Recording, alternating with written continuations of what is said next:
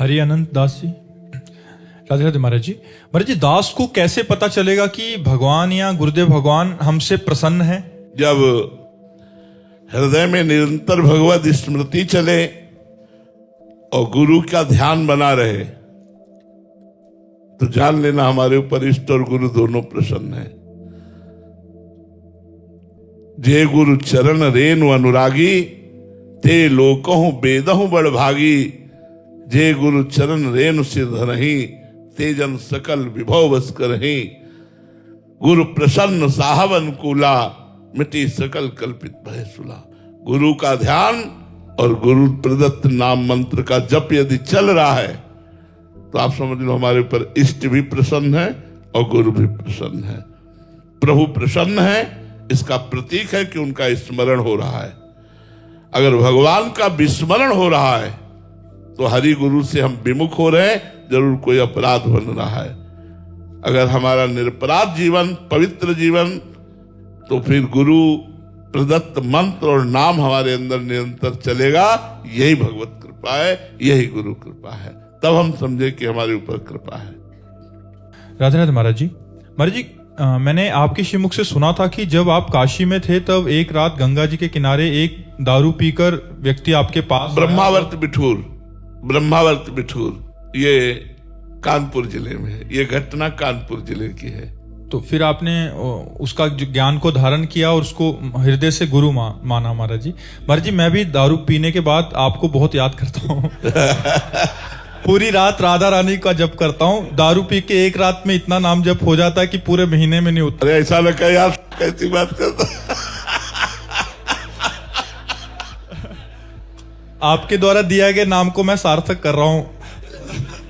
नहीं भाई, देखो, हम तभी मानेंगे सार्थक जब आप शराब छोड़ दोगे। हमारी दोस्ती तभी मानी जाएगी जब आप शराब छोड़ दोगे। देखो, जिसे शास्त्र निषेध करता है उसे हमें छोड़ना ही चाहिए। हमारा शास्त्र आज्ञा करता है मदिरापान, मांस भक्षण, परस्त्रीगमन, द्वैत क्रीड़ा और चोरी। इन 5 चीजों को सम्यक रूप से छोड़ देना चाहिए। हमें मांस नहीं खाना चाहिए, शराब नहीं पीना चाहिए, पराई स्त्री से संभोग नहीं करना चाहिए, दूसरे का धन अपहरण नहीं करना चाहिए और जुआ नहीं खेलना चाहिए। क्या था उस समय, हमारी नई अवस्था थी। 18-20 की होगी, 13 वर्ष से निकले थे, तो नई अवस्था में एक चुलबुलापन भी होता है। तो वो लड़खड़ाते हुए देखा तो नजदीक ही आ रहे थे। उसने देखा, बोले इधर आ। तो नई अवस्था थी तो मुझे डर तो था नहीं, तो नजदीक गए। उसने कहा आओ हमारे पीछे। तो मुझे लगा कि क्या कर सकता है। अब मन में ऐसा सोचा कुछ अगर बदतमीजी करेगा तो भाग सकते हैं, चलो देखते। वो ले गया तो भगवान के धाम में ले गए, वैकुंठ धाम में। जूता उतारा, उसने प्रणाम किया और आगे बढ़कर के हमको ले गए। हम तो नंगे पैर ही रहते थे और गरुड़ पर विराजमान भगवान लक्ष्मी नारायण थे। ऐसे दिखाया, बोले देख इनको। तो हमारे एकदम दिमाग में आया कि हो क्या रहा है। मतलब एक शराबी आदमी एक हमको भगवान के धाम में लाया और कहा देख इनको। तुम कहा देख रहा हूं। काहे के बने? कहा तो भगवान है। काहे के? क्या नहीं बने काहे के? तुमका संगमरमर के। कहा नीचे देख, ये क्या है? तुमका संगमरमर। बोले बच्चा, एक एक अंग काटा गया इनका और ये टूटे नहीं, इसलिए आज भगवान बन के पूज रहे हैं। और ये एक पैरों से रोना जा रहा है, ये भी संगमरमर ही है, टूटना नहीं जीवन में कभी। हमने तुरंत पंचांग प्रणाम किया और कहा जीवन भर इस बात को आपको याद रखूंगा कि कभी किसी भी परिस्थिति में टूटूंगा नहीं। राधे राधे महाराज जी। महाराज जी, आपके चरणों में कोटि कोटि प्रणाम।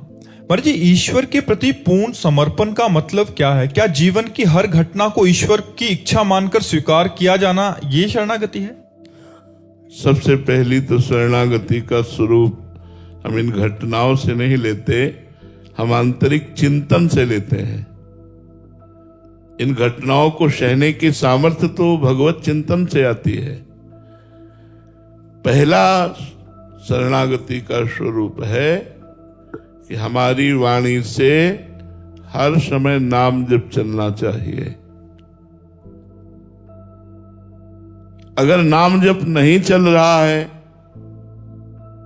तो कोई न कोई संसार का चिंतन होगा, विषय चिंतन होगा, निंदा स्तुति का चिंतन होगा, वो फंसा लेगा।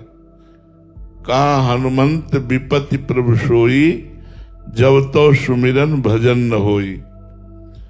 पहला साधन तो यह है कि हर समय नाम जप चलना चाहिए। यह हुआ वाणी का शरणागति।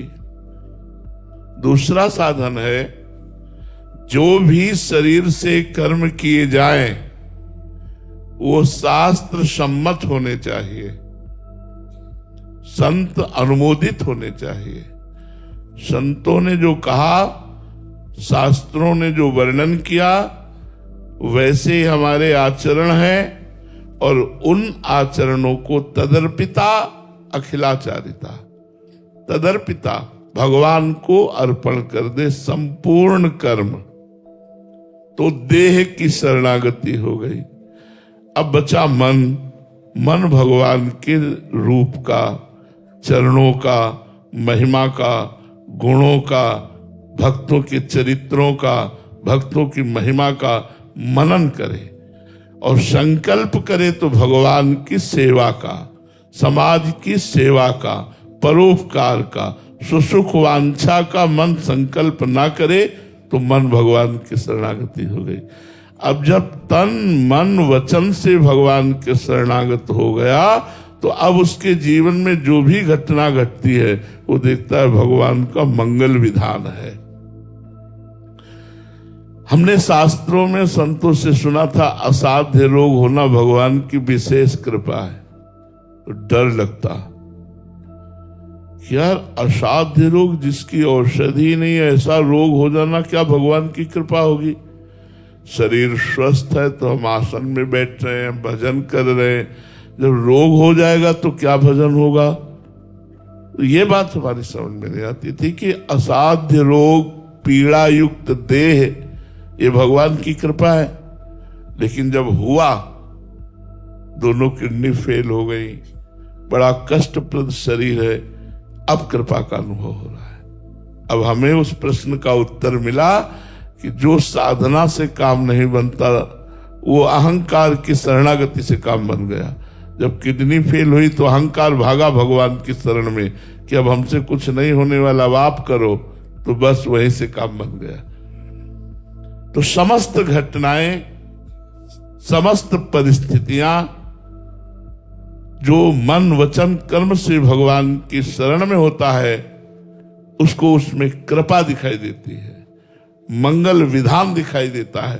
यद्यपि कड़वी है दवा पर रोग के लिए बहुत सटीक है, यद्यपि विपत्ति है पर भगवान की बड़ी कृपा है, हमारा परिष्कार किया जाता है, हमारे पापों को परिष्कृत किया जाता है, धोया जाता है, कोई मंगल विधान है भगवान का।